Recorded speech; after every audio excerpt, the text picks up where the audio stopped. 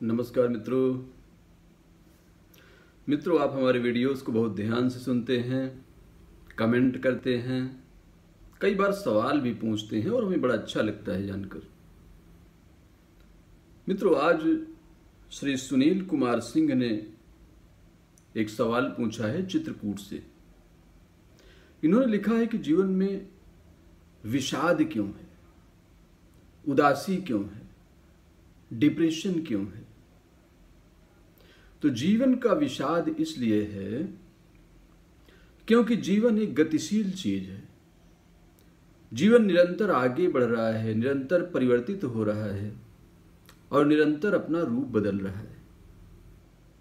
तो ऐसे गतिशील जीवन में आप कहीं ठहर जाने का प्रयास करते हैं, कोई चीज पकड़ लेने का प्रयास करते हैं, तब विषाद होता है। आप बचपन में थे, बच्चे थे, युवावस्थाई युवा हो गए, अलग तरह की चाह शुरू हो गई, वृद्ध हो गए, अलग तरह की प्राथमिकताएं आ गईं। उन प्राथमिकताओं के साथ आगे बढ़ते जाना, पुरानी चीजों को छोड़ते जाना।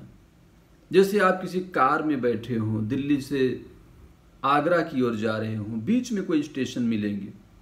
अब हर स्टेशन में अगर आप बोर्ड को पकड़ लेंगे कि ये मुझे बहुत अच्छा लगा, युवावस्था मुझे बहुत अच्छी लगी,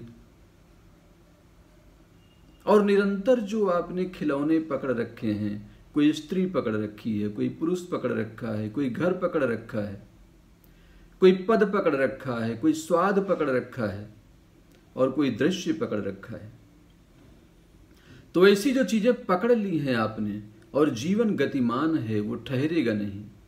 आप चाहते हैं कि ठहर कर मैं इनका स्वाद ले लूं और फिर दोहरा लूं, जो अच्छा लगा उसे रिपीट करूं, जो बुरा लगा उसे दोबारा न छूं। यहां हो ही नहीं सकता। इसलिए इतना विषाद है, क्योंकि उन चीजों को पकड़ने की कोशिश है जिन्हें पकड़ा नहीं जा सकता, सिर्फ देखा जा सकता है। जब सामने हो तब भोगा जा सकता है। इसलिए ज्ञानियों ने कहा है कि साक्षी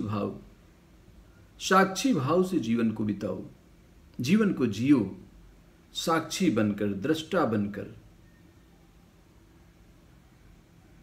भोगों में मत डूबो। तो जितना भी आपने संग्रह कर लिया यादों का, वस्तुओं का, वो सब आपके लिए विषाद बनने वाला है। वो बोझ ही विषाद है। और जब आप उसको छोड़ देते हैं, बांट देते हैं लोगों को, तब आपको प्रसाद मिलना शुरू हो जाता है। तो जीवन में जो कुछ भी आपने पाया है उसे बांटना शुरू करिए, विषाद भागेगा और प्रसाद जागेगा। प्रसाद मानी प्रसन्नता।